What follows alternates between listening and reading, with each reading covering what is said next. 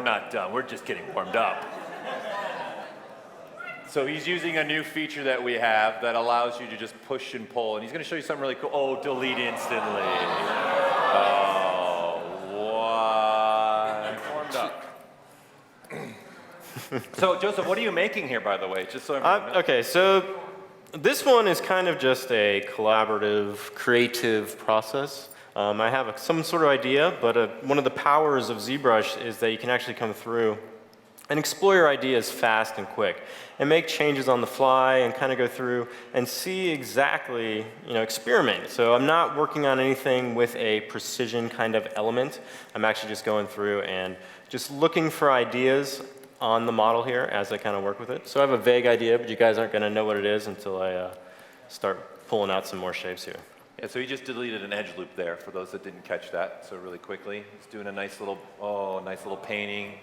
And then, you got to make pieces fast. I know my man over here, Justin Fields, likes to make suits and many other people, so some great ways to do that right now.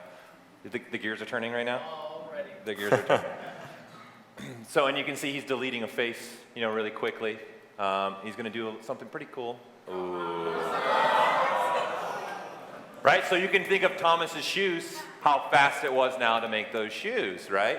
So it's a nice little bridging capability, which has many options to it. He's inserting some edge loops here. Yeah, so he's just grabbing, obviously, again, low polygon as well, right? Keeping it nice and low, be able to just, as he said, design and think about what he's trying to make and be as quick with it as he could. Oh, it just bridged together between the two pieces right there. I don't know if I like that one though, Paul. No, get rid of it. Let's get rid of it. Hey, wait, pause for that, because put that back, there you go. So the really thing what he did here is he bridged automatically, and then he said, I don't like that, and just pushed down, and we got rid of it instantaneously. So again, for us, when we're developing, it's artistic workflow. It's about, we don't know as an artist sometimes where we are going, and we want to design and develop. And so when we're putting ZBrush together and some of these new features, we also are thinking that way. We're thinking the way you guys as a community and ladies think when you're an artist. I love it. Is this like a sci-fi couch or something, maybe? It might be a sci-fi couch, maybe. It could be a military couch, though. You never know. You're going to do another bridging thing here? Oh, yeah, just a little bridge here. Another maybe bridge. Just do a little. Notice, too, that he's changing the spans on the fly. He can change the distance also at the same time. Yeah, let's do it at a better angle so you guys can see. There you go. And then see now he's changing and playing with the distance a little bit. Just tweaking it a little. Yeah. Oh, what is this? Oh. So what we have here is a new subdivision, which is called dynamic subdivision levels. So the beauty of this is Joseph can continually work and go back and forth, and look at the low cage, the subdivision cage, and if you want to go ahead and show him that you can edit on the fly too. Yeah. So he's got a new slider. Nice and smooth now. Yeah. So you just threw some creasing on there, right? I did. I threw some creasing on there. You did it with one button, I think, right? It was the subdivided version, and he's changing his creasing on the fly, and you can see it updating on the fly on the dynamic surface, which we would all love to have, right? Especially for me, that's a big hard surface guy. I want to see my stuff going, my beveling or anything else work the way I would want it to work. So this is a new mode of subdivision. This edge looks a little bit harsh, doesn't it, Paul? What? This edge looks a little bit harsh? Yeah, I think you can change that. I think so. Oh, bevel. Oh, bevel. Oh, bevel. Does that look better? You like that one better? Go for it. Oh, go for it. Well, maybe, I don't know. You like it hard or soft? Go soft. Let's add some more rose to it. Add some more rose. And go soft. Yeah. There. Bueller. Let's see what it looks like smooth. Oh, that might be too soft. That's nice. This made my day. I had a tear fall on my keyboard when this feature came. As a hard surface person, I'm like, oh my God, bevel. There we go. That's a pretty good curve there. God. Yeah. And again, mind you, take a look at his polygon count at the top too. So hit that little Shift M, hit that little magnifier, so they all can see it. Go up to the polygon count, right? Do you see his polygon count, right? But look what you're looking at. You're looking at the subdivided surface. Okay, so this mode also. Okay, how many features do you guys have in ZBrush where you can't use it? Like maybe mirror and weld, where you want to use it, but you have a subdivided surface. Guess what? Dynamic subdiv will actually work on all that stuff now. Slicing. You want to throw a little slice on there, maybe? Just a little slice. What do you think? A little slice like a cake? We're giving them the pie. All right. Just give them a piece, though, not all of it. Just give them a piece. So again, I'm reiterating, this is a subdivided surface you're looking at, and he's using now those slicing brushes on it, right? Pretty So awesome. options you couldn't do with subdivision. By the way, he's using the 64-bit version right now, just so you know. So you can see what he did here. Think about what he's doing here with the geometry. You can keep it low and still put in, little shapes in there. Right? So he's able to duplicate this knife multiple times, and he's not having any problems. Send that over to Keyshot when he wanted to send that over. So and I want to point out the blade, because you and I had a big conversation about the blade, right? Yeah. Him and I jumped around, talking about. I don't know if you guys have ever tried to make a blade. Yeah, it's not fun. Oh. Right. Well, now. Right. So, and because of the dynamic, he can see, hey, here, I'll just throw in an edge loop. If I don't want edges creased, yeah, I can come in and just unchange the crease levels and just get rid of them. Now I got a non-serrated edge. And not only that, you just uncrease an edge loop. It wasn't just one. See that? He just uncreased an entire edge loop as well there, which was pretty cool right there too. You went from the dynamic to the hard surface. So little additive features on the side there. I think the whole grenade ended up taking you like, what, a couple hours? Not even? Yeah, not much. Yeah, after you got your design down? No, it's creation. There you go. So he's quickly making pieces for his grenade, deciding what he wants and where he wants to make those pieces. And then, now he's got his nice little pieces on the top. Rubber on the top. Yeah. Oh, yeah, that's nice That's right pretty there. good. That's pretty good there. Nice. I'm just going to make weird noises now. There, yeah. So now he switched from, hey, I actually don't want to turn that into another piece. I just want to move it up and give it that nice, a different little beveling and adding an edge loop now to it. He did cut an edge loop. Now he wants obviously circular pieces. You gotta have the circular piece. You have to. You have to. It's mandatory. Creased as well, right?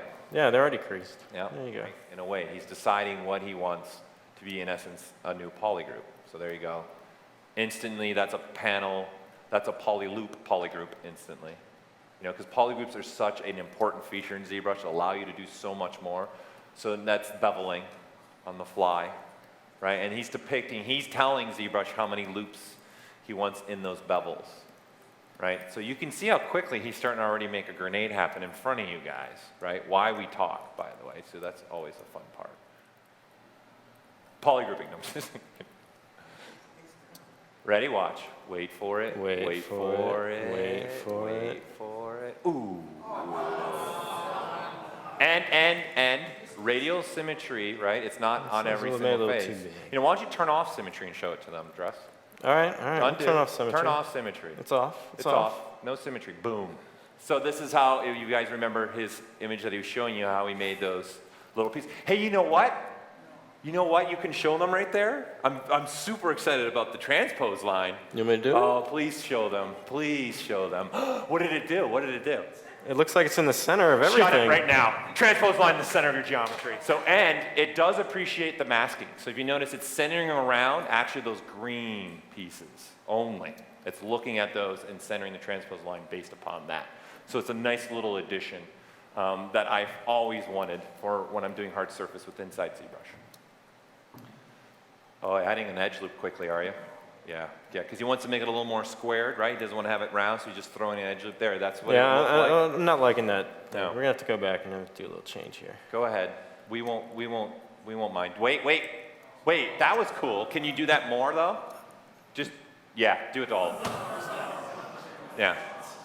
That was cool, dude. Wait, undo and do it again. You want to go the other way? I missed it. Yeah. So we have a new kind of system here that's called array mesh. And what array mesh does is it's going to take your models and allow you to array them in different areas. So if I turn this on, you can say I can start duplicating these shapes out. So if I want a whole bunch this way, or let's build some sort of Colosseum structure. So I'm just gonna move these up a little bit. So one of the nice things about this feature is that it allows you to modify one, and then any of the arrayed objects will actually be updated. So you can quickly visualize, different assets or scenes. So with this, we'll work with all the dynamic subdivision stuff as well, so you can see they're all updating on the fly.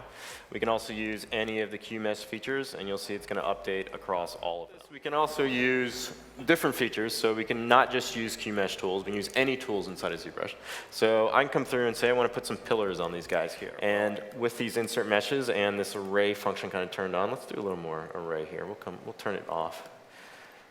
So I'm just going to come through and just add a quick column to this area here. So I'm just going to make sure I have that insert mesh brush selected. I'm going to select my column object here, and then I'm just going to draw this out. Right? So I'm just drawing this column out. Now, once I let go, you're going to notice this is going to be replaced across all those surfaces. Right?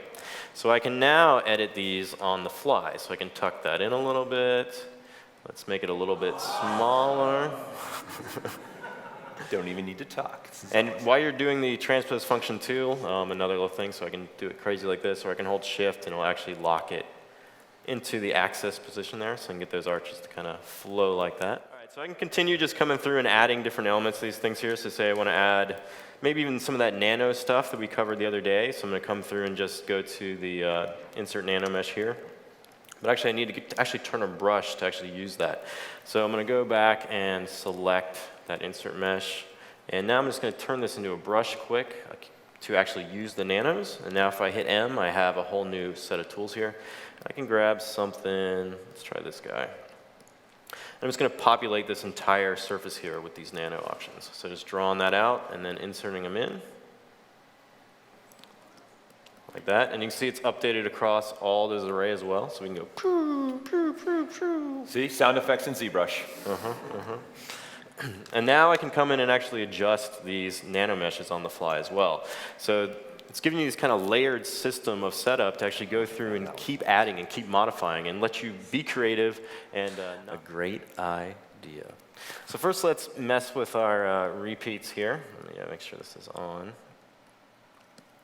Let's give it a few kind of things. Let's go 16. And then let's lump them all together. Okay.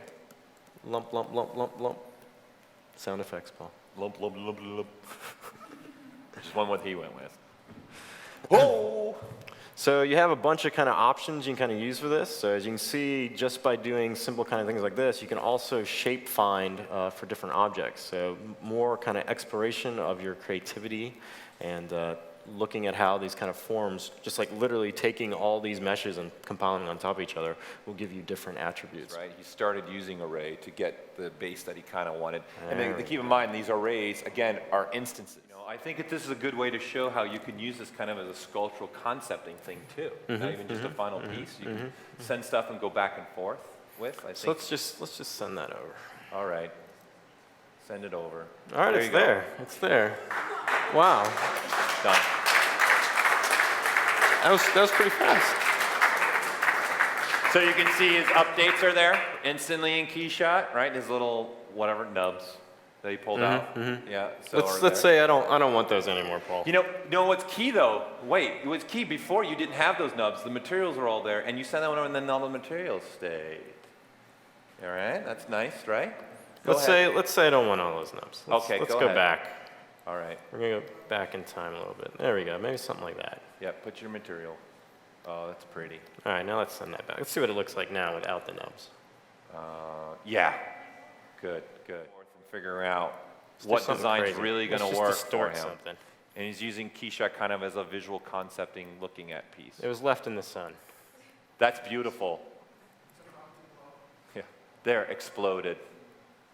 And notice the material, he turned the material off, so it sent the material that he had selected in the material palette now over to KeyShot. So that's right, all the materials in ZBrush will go over to KeyShot.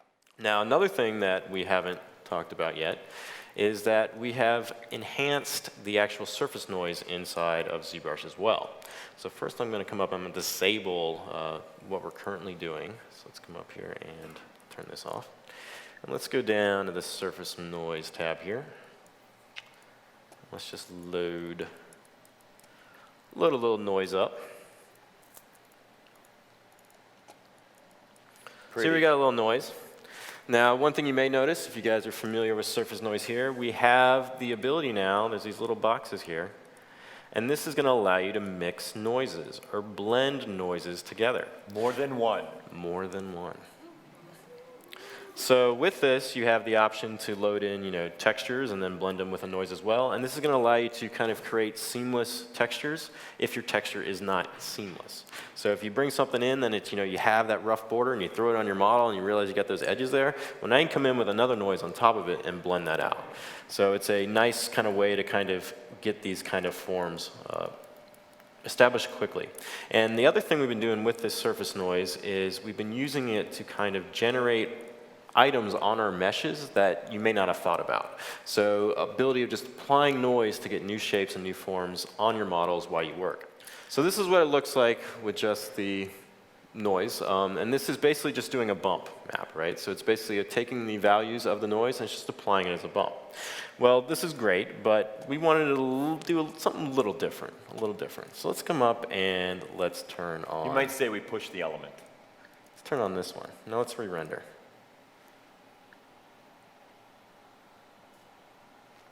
So I don't know if you guys can see the difference here. Maybe I need to get in a little bit closer.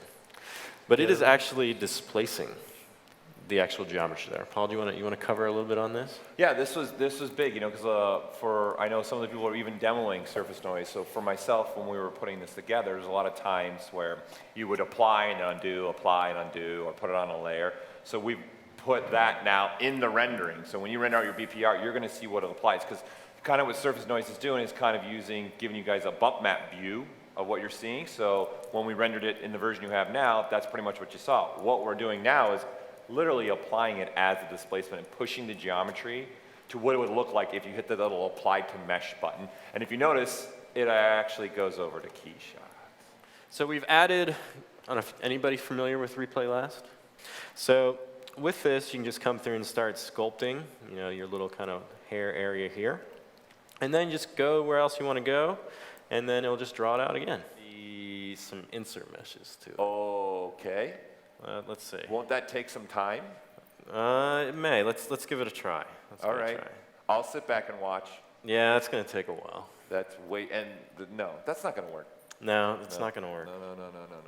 No. You need to do something else. I need something else. Okay. Let's. Do you think I should try this thing called? Yeah, go ahead. Nanomesh? Go ahead. Try it. Nanomesh? No. Let's make sure I got the polygon on there. You got to have your. Oh. Yeah, because we're still a little bit too even. It's very repetitive. Completely very computerized. Repetitive. Yeah, that's not going to work. Not going to work. Okay. There's another menu. Huh. What do you think? What are you going to do now with this? Maybe some randomness? Yeah, let's see what randomness is going to do here. Okay, that works. Yeah, Having some nice randomness. It works pretty well. Changing maybe some, rotations maybe? Yeah, let's see what the rotations are going to give us. By the way, this is just what, one piece of mesh, or is this multiple pieces of mesh, Joseph? This is nano mesh. This is one piece of mesh that's an instance, actually, that's happening across the surface for him. So you can change all this on the fly, change his width, change his height, change how much randomness he wants. And again, remember that, look what he's putting this on. He's putting this on a very low cage. And he's keeping this particular subtool, what is that, 278 right now? Now he's going to another side, right, which he took the time to really quick assign some polygroups so that he can put it along that polygroup. And then now, because that's a different polygroup, make those rocks be a little bit more different too. And you can see what he starts to do. You know what, you need something on the top though. I do, it's a little bit bare up there. It is. It's a little bit bare. Let's see, It's the what I pink got road here. right now. What I got. What do you have? I What do you have available? Maybe some wood. Wood planks. Let's put some wood planks up there. Nice. Nice. And what are you going to do? Maybe make them go all the right way or different ways? I don't know. We're gonna see. There you go. That's all right. Nice. That's nice. I like that. That's good. So you can see he's very quickly changing the orientation even of those wooden planks that's going across the bridge, right, to make his bridge happen. Let's get that a little bit higher there. Yeah. Need a little bit more of those. What if you affect the underlining surface? What happens? Wait, Paul. I'm jumping ahead now. You're jumping ahead. Just super excited about this. You're jumping ahead. So he's just populating this. Again, this is just he used one piece of mesh to populate this across the top of that bridge and figure out what does he want and how much variation does he want to have. Okay. Some debris. Go for it. See that? He's combining them now too, even along the top of the surface, right? So now he's not only got the wooden planks, he's also got the rocks going across there, so you can even continually add to even that. Remember, this is all along just that top surface. Let's see what this ground's doing. The ground. We got some dynamic subdivision. Okay. Ready to go. Let's add some, It can't be military. It can't be, this is actually not military, Paul. Yeah, that's exactly what he would do, is camouflage the ground. Let's add a little bit of grass. What do you got there? A little grass, maybe? A little grass. A little grass. Let's add Nice. some. Right, again, it's one mesh that he's populating along that one poly group and changing the size of the grass on the fly. It's not fiber mesh. This is just using this new mode to be able to, and then turn it and manipulate it. Let's put some over here. Yeah. How about here? And here, and here, and here, and here. He's just grabbing that poly group and say, here. hey, put that poly group there. And here, and here, and guess here. what you get? The grass. Nuts. We're going to have to we're going to make it thicker. There we go. Right, and so now he's just putting his nail in the wooden plank where he wants to put them.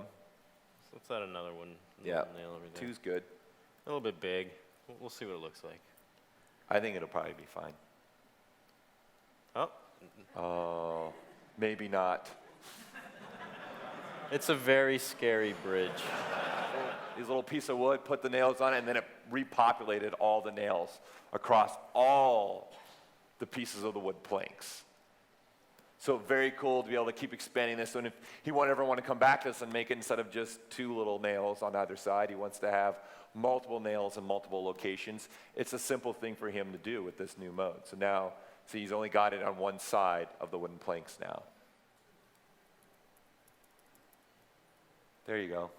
And then this is what he's bringing into KeyShot to render away. So this is the beauty of the bridge system that we were able to do. So he could send this over, see if he's liking the lighting or anything he wants to do. Use it more of a designing essence to figure out maybe, hey, he wants to put more rocks somewhere else or change his wood or put grass a different way because he doesn't like the way the render's coming out when he goes in. Maybe.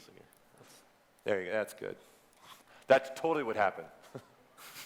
Actually, let's mess with the grass a little bit too. Let's move it around. There. So he's coming back saying, hey, I kind of want to adjust where the grass is and what's going on with that, and then go and see what that looks like in KeyShot for the update for the bridge that we've made. And so you can see we're sending everything over for you guys instantly to be updated. Huh? I think that's all I got.